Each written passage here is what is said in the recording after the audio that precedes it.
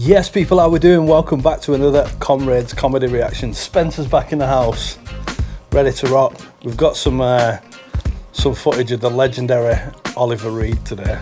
A guy who was a class actor, really good actor in fact, and respected throughout that community. But also a hell-raising complete lunatic who was funny as fuck, didn't really give a shit about what anybody thought, and loved getting pissed. There were occasions where he pretended to be drunk, but those bits of footage have kind of been left out, if you will. And this is a collage of Oliver Reed being Oliver Reed. So, should we get into it, bro? Let's go. Let's go. So here we go. But I'm looking forward to that. I'm looking forward to playing, Father Christmas at Selfridges one year, because probably by that time nobody will want to employ me anyway, and so that'll be a giggle. Well, I reckon that'll be the day. But anyway, the very best of luck, and who knows, maybe we'll see you a resident here in Guernsey. Oh. Mr. Reed, thank you.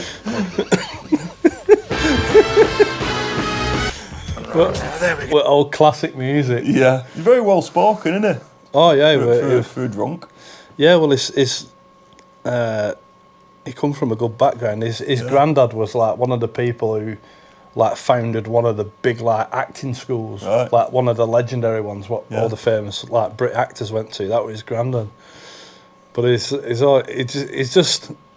he always does stuff to make people laugh. That's what I like about him. He's just, and it don't matter if he embarrasses himself, Be a giggle. Well, I reckon that'll be the day. But anyway, the very best of luck. Look at face. Maybe we'll see you a resident here in Guernsey. Mr. Reed, thank you. He knew exactly what we were going to do, didn't he? Yeah. There we go, Rog. That's pretty good, isn't it? Eh? Well, no, I'm not falling over, Roger. No, I'm not falling over, Roger. I just want to tell you something about That's this. pretty strong to do that, isn't it? Right, well, I used to be a breakdancer, didn't I? Yeah. And I was a good level breakdancer. And there's a move in breakdancing called turtles, where your elbows are in your stomach and you kind of like go in a circle, turtle. But his elbows aren't in his stomach. No. That's pure muscle power. Yeah, because you'd be holding yourself up with your elbows, wouldn't you, usually? Yeah, you can balance basically on that bone there. You can balance on He's your... a big guy as well. Oh, he's a beast. Yeah. Big man, yeah. Scary fella. But look at that. On a little rickety table. 1980, Reed was beginning to hope his unique Piss there, isn't it? Yeah. appearances. Oh, here we go. Pushing his luck there, isn't he? Oh! Look at face. That was face first, by the way, that dive. That must have hurt. Yeah, it must have done, yeah. It's no wonder his face is like it is when he comes up. Appearances. Let's have a look at that again.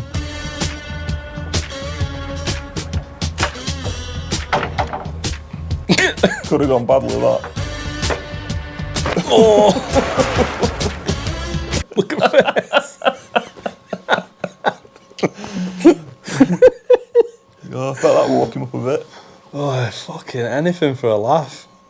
Anything. That's all that. What is the history of the house, Ollie? So, I've seen this before.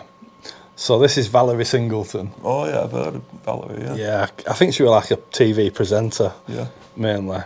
And so, when he made it rich, he bought a house called Broom Hall, which is where him and like Keith Moon and alt nutters used to come. And All hellraisers. alt hellraisers used to come, yeah. And there's a famous story where he phoned like Michael Winner up. So there's like Michael Winner, loads of them, loads of celebrities, and he says, right guys, get yourself some armour out at house, because he's got like suits of armour in there, medieval and that. We're playing Army Eating Grounds.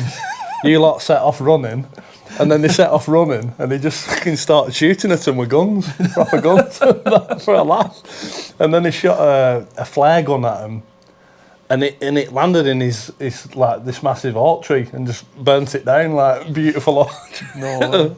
And he also, Michael Winner come to his door and he slashed him down front with a sword. Cut him down. Bloody hell. The fucking nutter.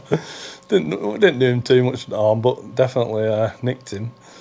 So he's explaining to Valerie Singleton here about his house, yeah? Right.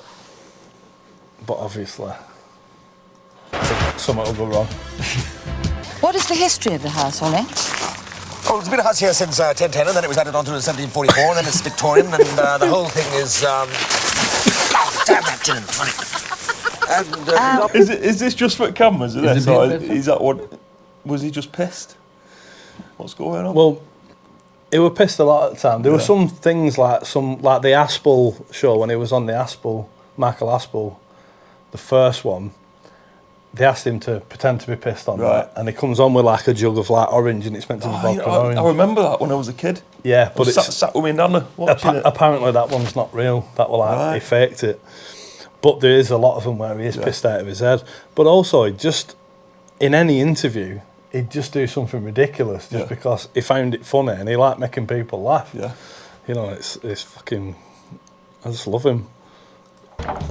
Oh, we just said that one, haven't we?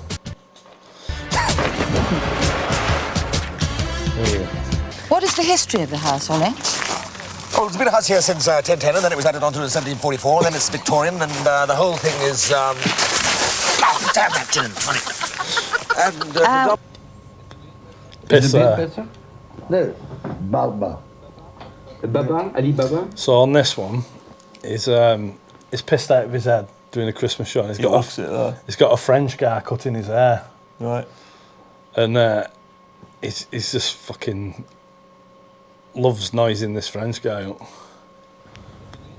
Is the Tell he's pissed. No, Baba. Baba, Ali Baba. No. Personally. Why? Baba, Ali Baba. No. Personally. So you, the frog army, never beat them blighty boys.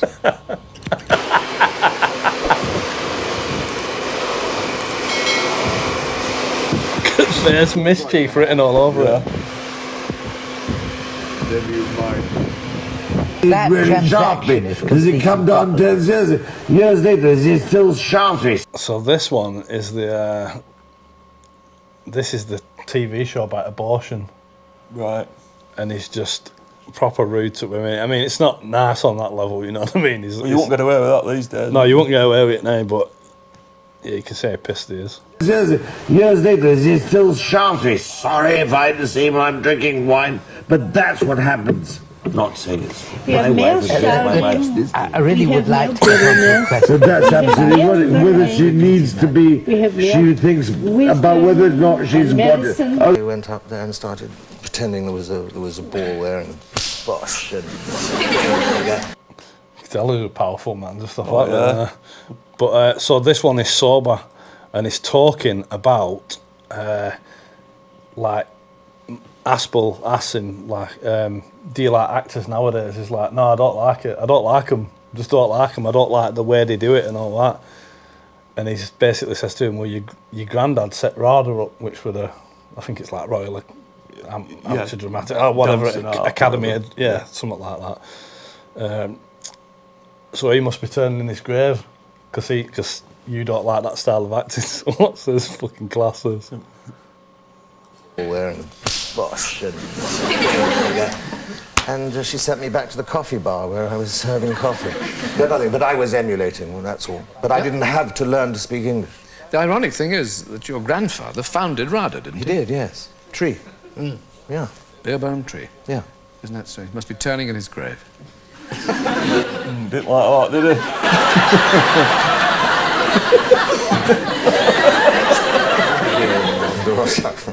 Yes, I suppose he is. He's buried in a hamster. And she sent me... But the genius of like saying, I prefer my style of acting, not that shit, and then acts that out so perfectly. It's just brilliant, isn't it? It's just like... Back to the coffee really bar clever. Where I was serving coffee. No, nothing, but I was emulating. Didn't miss a beat there, did I? I didn't have to learn to speak English. The ironic thing is that your grandfather founded RADA, didn't he? He did, yes. Tree. Yeah. Beerbohm Tree. Yeah. Isn't that so? He must be turning in his grave.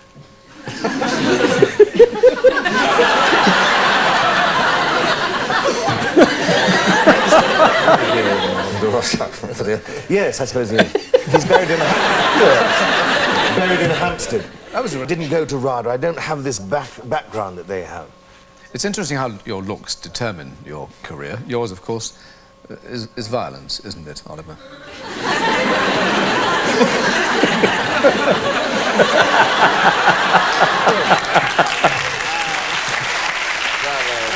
Superb.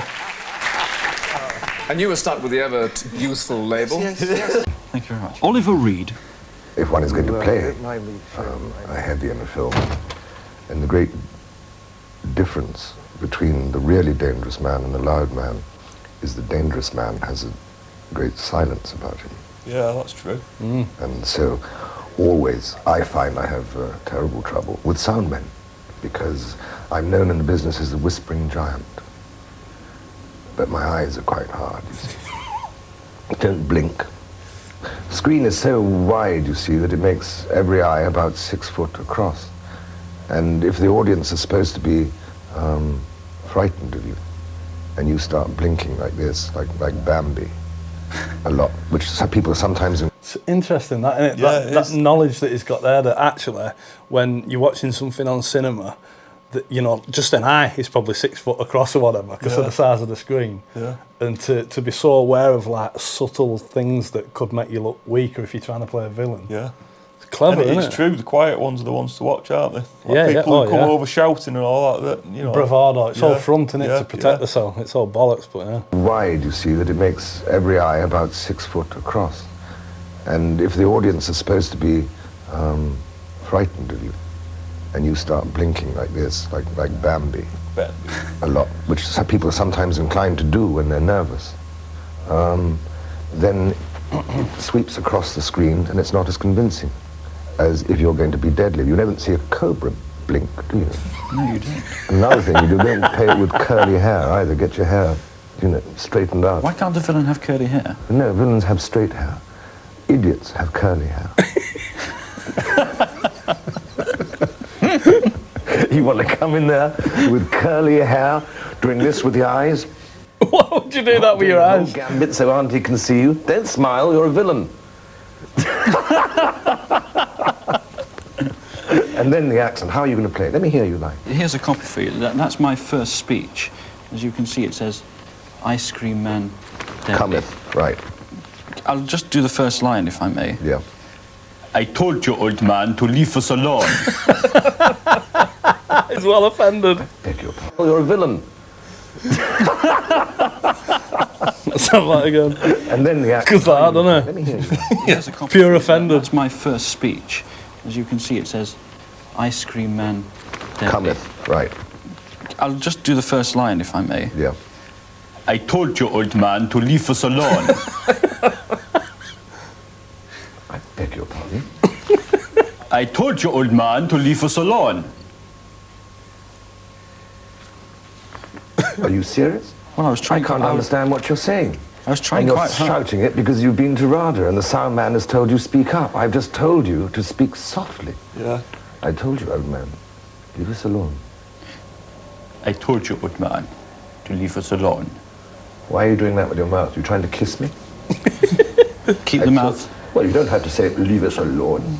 You're doing enough with the accent, aren't you? You don't have to give it all that with the trumpet. You're not playing a trumpet. Right. Try it again. I told you, old man, to leave us alone. Much better. Much, much better. I've got another line which I think is really going to give me trouble here. It's, "What are you fools doing in here?" No, you've got some more. Get him. You've got some more here. I told you, old man, leave us alone. You're going to get the young lady into trouble. What are you going to do to her? Or what's the young man doing to the young lady? I don't know. No, well, why I are don't you know, saying the you see. lines that you don't understand? Doing well off. Don't use your hand like that. Villains don't do that. Bank managers and professors do that. Start to live your part from now on. Right. Take it from the top. Deadly. I told you, old man, to leave us alone.